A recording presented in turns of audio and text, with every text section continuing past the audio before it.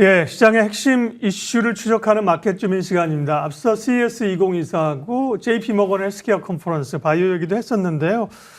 또 뭐 AI가 중심에 있고 최근에 시장에서 관심 갖고 있는 게 또 STO입니다. 토큰 증권 발행 관련된 시장이 막 개화하기 시작했는데요.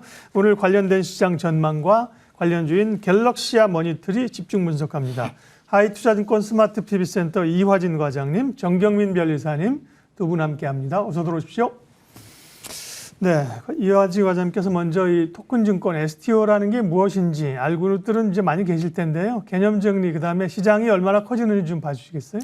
네, 뭐 우리가 흔히 말하는 토큰 증권이라고 하는 거는 일반적으로 실무 증권이나 이런 기초 자산에 따라서 이거를 전자 발행을 해서 이제 증권화 시키는 시스템이라 좀 보시면 될 것 같은데. 보통 우리가 조각 투자라고 많이 얘기하죠. 그렇죠. 조각 투자라고 일단 말씀을 하고 있죠. 그 중에서도 우리가 흔히 뭐 신탁 수익 증권이 있고 투자 계약 증권이 있는데, 흔히 뭐 우리가 투자 계약 증권이라고 하는 거는 우리가 뭐 미술품이나 이런 상품 쪽이 있는데, 이거 같은 경우는 우리가 배당 수익을 이제 얻은 추세이긴 하지만은 다른 이런 신탁 수익 증권 같은 경우는 우리가 뭐 미술품이 아니라 부동산이나 관련된 다양한 가상 기초 자산을 통해 가지고 배당 수익과 투자 수익을 덩달아 이제 가질 수 있는 부분이 있기 때문에, 물론 지금 이제 갤럭시아 모니터리가 시장에서 관심을 굉장히 받는 거는 그만큼 우리 그 MOU를 체결을 통해서 이런 플랫폼을 계속 꾸준히 좀 하고 있는 상황이기 때문에 향후에 뭐 내년 한 연말쯤에 만약에 이게 실제적으로 이제 증시에 상장될 것으로 보이고 있기 때문에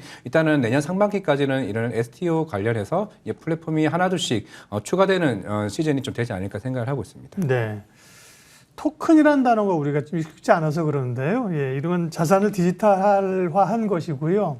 대표적인 기업이 오늘 우리가 다룰 갤럭시아 머니터리, 서울옥션 뭐 이런 기업들이거든요. 오늘은 갤럭시아를 집중 분석할 거니까요. 변리사님, 갤럭시아 머니터리는 이름만 봐서는 사실 뭐 하는지 잘 측정하기가 어렵습니다. 어떤 기업입니까? 네, 전자지급 결제 서비스를 제공하는 PG사입니다. 뭐 휴대폰, 소액 결제, 뭐 신용카드 결제, 계좌이체 등 결제 서비스를 지원하는 전자결제 사업, 모바일 상품권, 쿠폰, 선불 결제를 이용하는 모토 사업, 뭐 머니터리 블록체인 기반 NFT 사업을 포함하는 기타 사업으로 이제 구성이 되고 있습니다. 1994년도에 이제 바로비전 이름으로 설립이 되었고요. 2007년도에 코스닥에 상장을 하였고, 2009년도에는 효성그룹사로 편입된 바 있습니다. 이 모바일 상품권 사업과 관련하여 SK플래닛과 2012년도 모바일 상품권 공급 계약을 체결하였고요. 2013년도에는 카카오톡이 입점을 하였습니다. 2017년에는 이제 포인트 상품권 쿠폰을 모아서 머니터리 캐시로 전환, 사용할 수 있는 머니터리 서비스를 오픈하였고, 2021년도에는 블록체인 전문 업체 갤럭시아 메타버스를 NFT 마켓 플랫폼인 메타 갤럭시아를 런칭한 바 있습니다. 네. PG사가 이제 핵심이다 그렇게 얘기를 해주시니까 이제 이해는 쉽습니다. 근데 PG사가 우리가 알고 있는 것도 뭐 KG그룹도 있고 몇 가지 있습니다. 갤럭시아 머니터리의 기술력과 강점은 어떤 것들이에요? 네, 이제 말씀하셨던 PG사는 이제 온라인으로 이루어지는 이제 금융거래를 지원하는 서비스, 뭐 전반적인 거 다 볼 수 있다라고 말씀할 수 있겠는데요. 이 갤럭시아 머니터리 같은 경우에는 휴대폰 그리고 신용카드 결제를 위주로 지금 하고 있습니다. 이 통합 전자 결제 솔루션 원천 기술을 보유하고 있고, 국내 최초로 모바일 백화점 상품권을 1위 기업으로서 이제 전국 편의점 선불계 시장에서도 시장 점유율 1위의 경쟁력을 보유하고 있다. 뭐 이렇게 말씀하시면 될 것 같습니다. 그 외에도 이제 상품권, 쿠폰 이런 디지털 자산을 자유롭게 교환할 수 있는 머니터리 서비스를 제공함으로써 종합 생활 금융 플랫폼 전문 기업이다. 이렇게 볼 수 있을 것 같고요. 그 외에도 2021년부터는 이제 시장의 80%를 차지하는 신용카드 전자결제 서비스를 전개하였고, 블록체인, NFT, 디지털 화폐, 해상풍력, 태양광 등 다양한 사업을 지금 적극적으로 넓히고 있습니다. 네.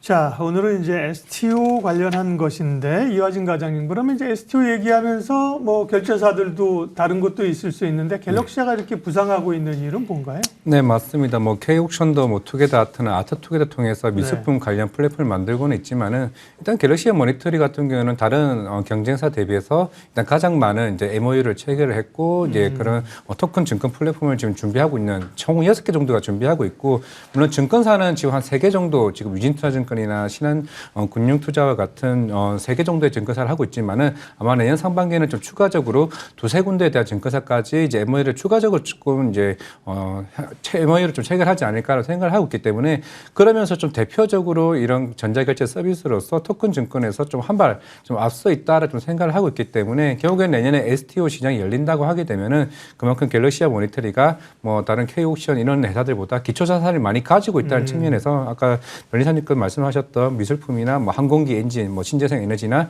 수산금융과 같은 다양한 이런 플랫폼을 보유하고 있기 때문에 조금 더 빠른 상승이 좀 기대할 수 있는 부분이 아니었나 생각을 하고 있습니다. 네, 새로운 시장이 열리면서 말씀하신 것처럼 이런 피지사도 그렇고 또 뭐 미술품, 서울옥션 이런 쪽도 그렇고 증권사도 뭐 키움증권이라든지 증권사도 부각이 되고요. 네. 다양하게 플랫폼과 관련된 회사들이 엮여 있는데요. 갤럭시와 모니터는 이제 이 시장이 열리면 성장성을 기대하는 건데 지금의 실적 동향은 어떻습니까? 과장님? 사실 뭐 가상화폐 관련해서 실적은 지금 아직까지는 이제 반영이 이제 안 되는 부분이고 네. 일단 전자결제 서비스 금융이다 보니까 좀 차입금이 많습니다. 그게 비용적인 측면에서는 조금 부각될 수 있는 부분이고 물론 올해 전망 자체가 한 1,300억 정도 연간 매출이 전망이 되는 부분이 있고 뭐 영업이익 같은 경우는 한 99억 정도. 결국에는 내년에 얼마만큼 수준 모멘텀과 이제 거래 실적이 나오게 돼서 매출액이 얼마만큼 꽂히는 따라 다를 것으로 보이겠습니다. 지금 당장의 매출은 사실 크게 좀 중요한 것 같지는 않을 거고 결국에는 내년에 토큰 증권 시장이 열리게 되었을 때 과연 갤럭시와 모니터리가 이 가격이 최근에 올라왔던 이 밸류를 얼마만큼 반영하실지 여부가 좀 중요하기 때문에 어느 정도 지금 올해 같은 경우는 충분히 그래도 나름 좀 선망했던 좀 전망이라 좀 생각을 하고 있기 때문에 한 이 정도 나오지 않을까 생각을 하고 있습니다. 네. 변리사님 오셨으니까 갤럭시와 모니터리 특허 현황이 어떤지도 좀 체크를 하고 갈까요? 네, 1998년도부터 특허를 출원하기 시작을 하였고요. 총 85건의 출원권이 이제 검색이 됩니다.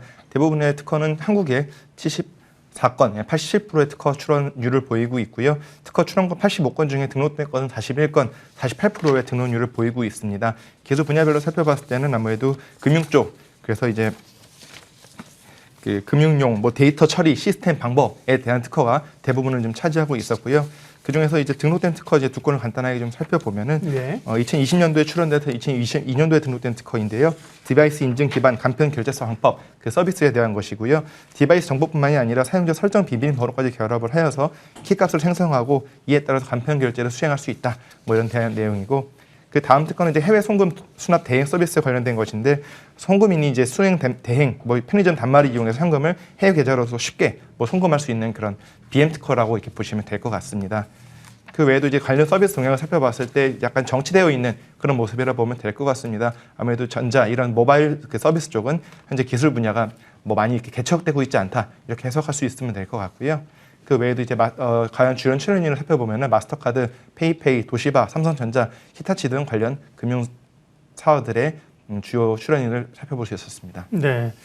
궁금한 건 주가인데요. 11월 이제 말쯤에 STO 얘기가 부각되면서 관련주들이 급등을 했다가 이번에 또 좀 조정세를 겪고 있고 이게 약간 좀 트렌드 산업으로서 메가 트렌드보다는 약간 시장에서는 테마 성격으로 받아들이면서 변동성이 있다는 게 고민이에요. 주가 얘기 좀 해주세요. 네, 뭐 올해 초에도 이제 STO 관련 이슈는 한 번 나왔었고 이번 같은 경우는 이제 MOU가 체결이 계속 꾸준히 되면서 시장에 부각을 받았었고 일단 제가 한 10월 20일 이제 바닥에서 올라온 시점에서 좀 수급을 좀 체크를 해봤을 때 실질적으로 개인은 5,800억 정도를 매도를 했고요, 외국인이 한 3,600억 정도를 매수를 해왔습니다.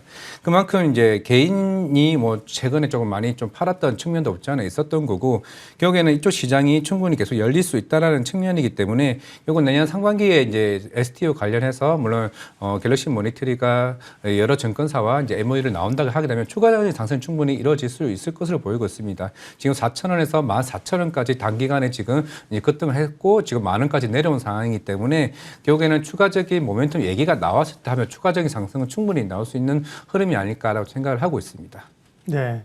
그러면 전략은 뭐 장기적으로는 조정시 매수 관점으로 모아가면 되는 거예요? 네, 일단 조정시 매수 관점이긴 한데 최근에 한 3배 이상 좀 급등을 좀 해놨었던 부분이었고 지금 14,000원에서 10,000원까지 떨어진 상황이었기 때문에 당분간은 이런 관련 모멘텀 이슈는 조금은 시간에 따라 다르지 않을까 생각을 하고 있기 때문에 물론 1월달 같은 경우는 어느 정도 코스닥에 대한 수급적인 변동성이 굉장히 클 수 있을 것으로 보이고 있기 때문에 지금은 제약바이오나 아니면 다른 섹터에 대한 분위기가 수급이 그쪽으로 좀 옮겨갈 수 있다. 있다는 측면에서 좀 쉬어간다라고 하게 되면은 8,000원 초반, 8,000원 후반대에 오게 되면은 네. 다시 한번 매수적인 접근은 좀 유효하다 말씀드리겠습니다. 네, 오늘 마켓 주미는 토큰 증권 STO 관련된 산업 동향하고요. 관련주 갤럭시아 머니트리 집중 분석했습니다.